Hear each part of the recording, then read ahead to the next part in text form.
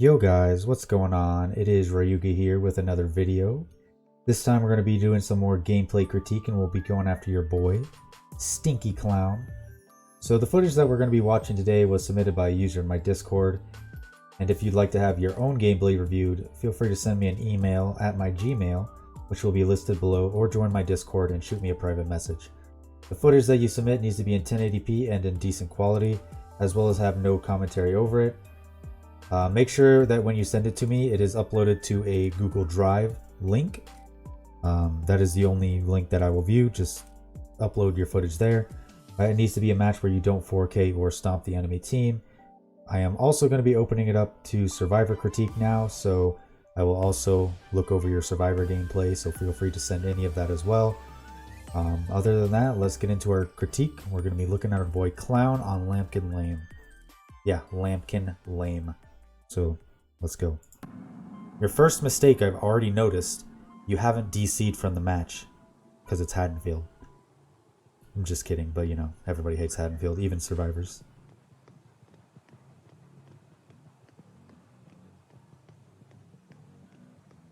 Just kind of stomping around, feeling it out, and you get some discordance. Let's go ahead and have a look at your perks since we haven't discussed them yet. So you are running Discordance, Haunted Grounds, Pop Goes the Weasel, as well as Brutal Strength. This is a very good combination, aside from the fact that you do not have Ruin. When you do not run Ruin as an M1 killer, you need to make sure that your beginning game is very strong. That way you could pressure the enemy team. Other than that, though, it is not a bad build at all, because Pop is a good perk, Haunted Ground can give you a lot of momentum, Discordance gives you a lot of information, and Brutal Strength gives you tremendous chase potential.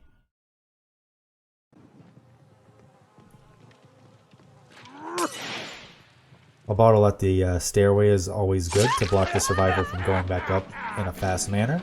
Claudette ends up running into it, so this ended up paying off for you.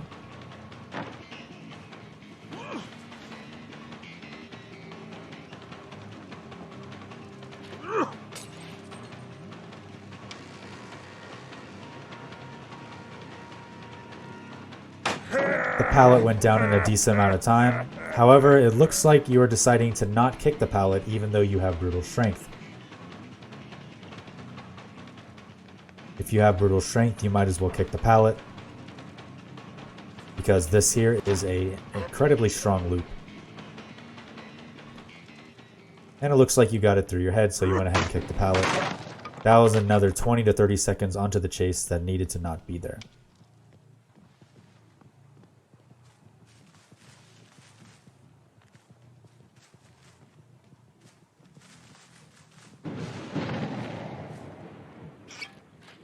Now let's go ahead and go back to this moment right here where you seem to have lost the Claudette. She is a very sneaky one, but I believe at this moment right here, if you didn't hear her rustling in the grass, then you might need a new headset, because she did run this way, but she ended up crouching over here. You can also hear it if you go back a little more. You hear her running in your left ear over here, but it doesn't quite sound like she's that far away. And then it suddenly stops, and now you hear rustling in the grass.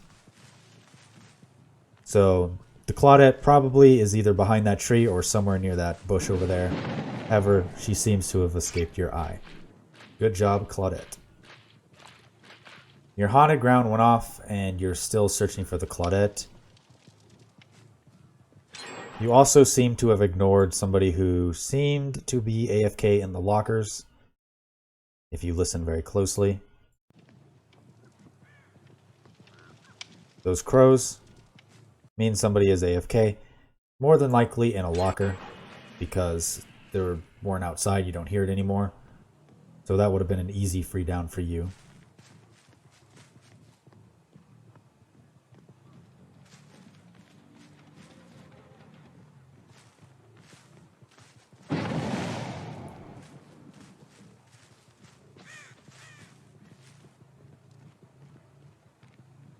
Now I did hear somebody up in that house, so let's go ahead and rewind there. I don't remember where exactly, I think it was right about here.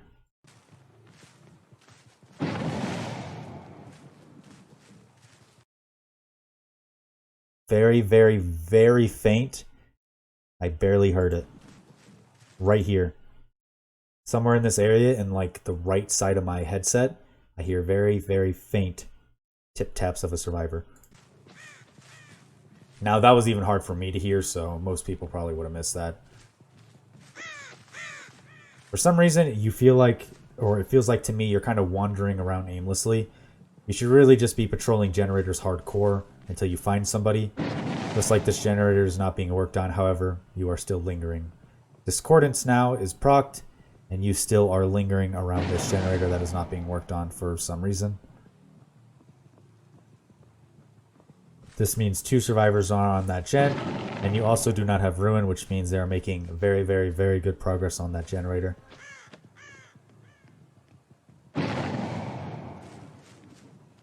But it looks like you made it there just in time to stop it. You decide to go after the Dwight, which is a good decision. Let's see what you do about the Meg to your left. Good choice, injuring 2 survivors. That is always better than 1. Killers that tunnel people who are injured do not make good decisions, as spreading injuries is always better than having just 1 person injured and going and downing them.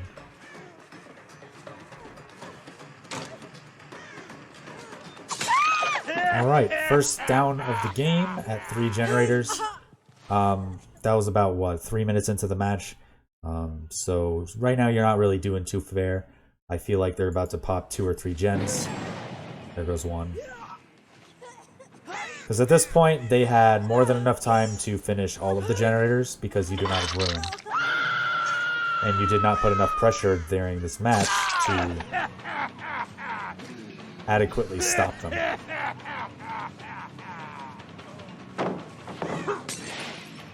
I would have played it a little differently over here. You maybe could have gotten some momentum over here. Let's turn this down just a little bit.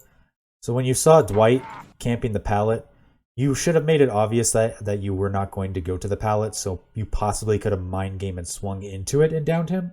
However, I'm not too sure if he just would have thrown it anyways. It's hard to tell. But because he's camping it, you should not have went straight for it. You should have approached from this side instead to possibly be able to mind game a hit and down him.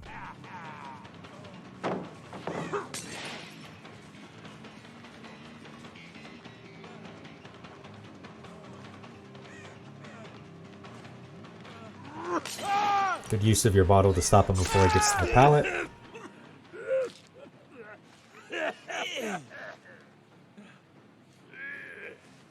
Now you have 2 hooks right next to each other, so really this should be an easy win for you if you are willing to protect these hooks.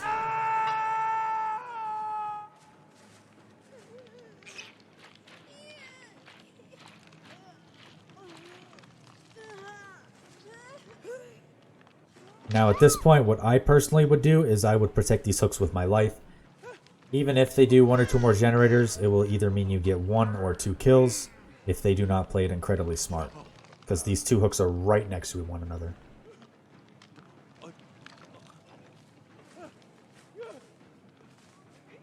There is the Claudette, who is injured. Now I don't know if you guys noticed what that Claudette did, but she did dead hard, which bought the Meg some time and invulnerability. However, she still went down for it. Good play by the Claudette to protect her teammate.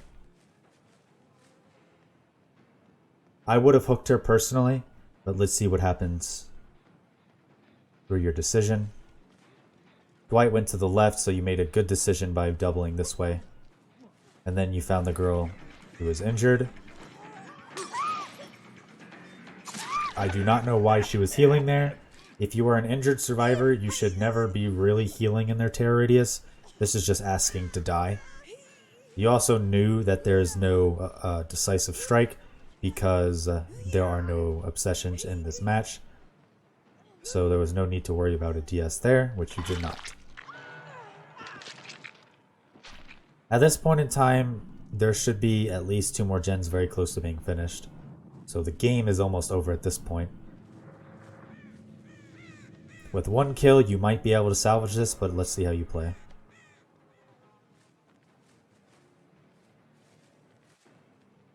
That gen is not being worked on, so you should have already been looking to the other gens. Ooh, look at that. You got lucky and you found them healing in the corner over there. Instead of throwing that bottle, I would have tried to swing through the fence. Sometimes you can get cheeky hits if you are fast enough.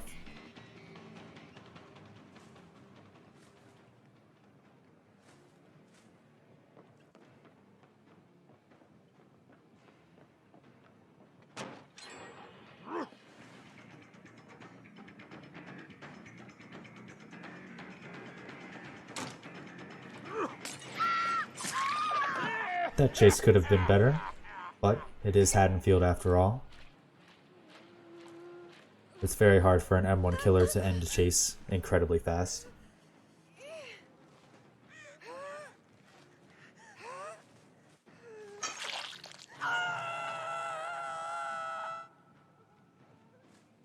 Now at this point, what I would do is definitely go to each gen and see which one is their more favored gen. Because you need to make a play here and either go for a 3-man slug. I mean, that's pretty much the only option you have right now, considering how close that gen is to being done. You made a good decision going for the Dwight, as well as not respecting that pallet. I more than likely would have went to pop the gen instead of hook him, but we'll see what happens.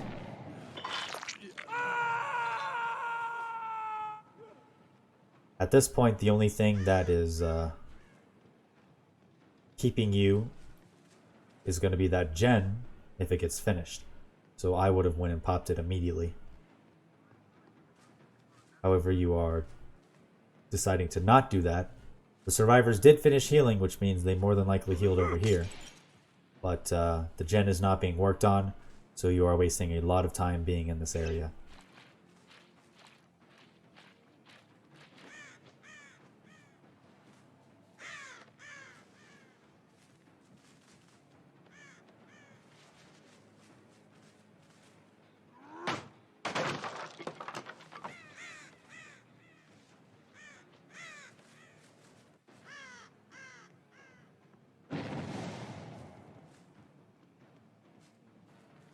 You let your pop go to waste, and they got a save, and you spent the entire time not in a chase.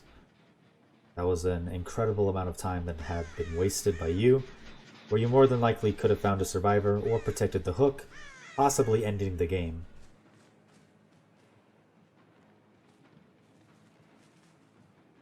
You are currently chasing people to where there are no gens. You need to be protecting the gens.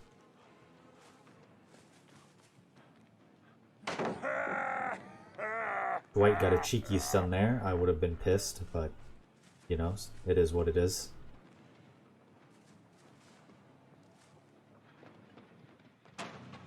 That was a good play. Dwight needed to be a little more patient before he jumped that window.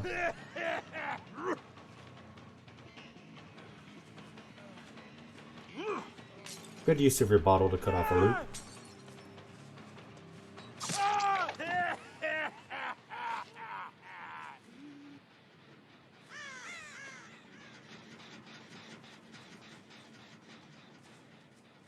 Now that was a better use of your time to check the generator while you had Dwight downed, but it seems like in their free time, when you were lurking about doing nothing, they managed to finish another generator. That was Dwight's last hook, so you now have 0 momentum and your only hope is to stop them before they open one of the gates.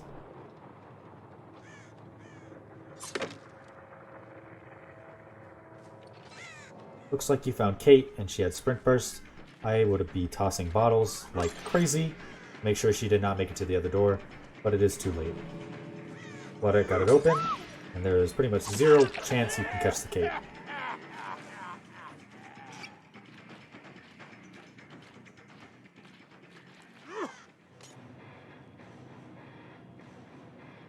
Surprisingly, still a brutal killer. So, let's go over the few things that I think went wrong in this match. The first thing that went wrong is this moment right here. Refusing to kick this pallet and causing the chase to go on for far longer than it needed to when you are running Brutal Strength. If you are going to be running Brutal Strength, you more than likely should kick every safe pallet that you come across.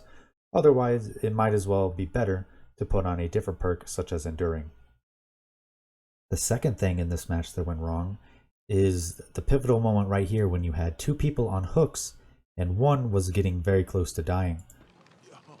Instead of protecting them in a way you should, you lingered around the guy who was still in stage 1, while as it would have benefited you more to protect the guy that was close to death. That is pretty much the only way that I see a 4K coming out of that in terms of how to make it easier, because if that guy would have died, it probably would have made the match very simple for you, because other than that, the Dwight was going to be dead, and it should have been easy to catch up from that point onward. Now, your final and most daunting mistake, the one that stuck out to me the most, was your time management. If there were a killer in this game, in this specific match, the name of the killer would be time management, because it absolutely obliterated you. You spent, I relatively, calculated it, about 5 minutes of this almost 10-ish minute game, so over 50% of this match, you weren't in a chase. And a lot of that was spent protecting objectives that were relatively useless. Such as right now, look how long this person has been hooked, and you are lingering around this generator that has no progress. You spent a lot of time around here, as well as in different parts of the game. You also spent time around objectives where your time would have been spent better trying to find a gen that is worked on or something like that. But yeah, just time management was the ultimate killer in this game. You really need to work on that. Other than that, your chases were okay besides the first one. Definitely kick the safe pallets. Alright, so that concludes the critique. Hopefully I was able to help you improve this gameplay here. There weren't a lot of things in terms of chases that I could help out with, but the thing that definitely went wrong in that match was time management. It could have been spent way better. Just improved the match just tremendously if it would have been spent much, much better. Hopefully I helped you improve. I'm looking forward to receiving more submissions so I can look over your gameplay and help you find moments or things that you could have done better in chases to help drastically improve the situations that you are in your matches that may turn a 0K or a 2K into a 4K. Other than that, I will see you guys in the next video. All the information will be down below in terms of submitting a video for, to be viewed and possibly featured in one of my videos. And yeah, have a good rest of your day, night, evening, morning, whatever time it is, wherever you live. And I will see you guys in the fall. Peace. Appreciate you guys watching.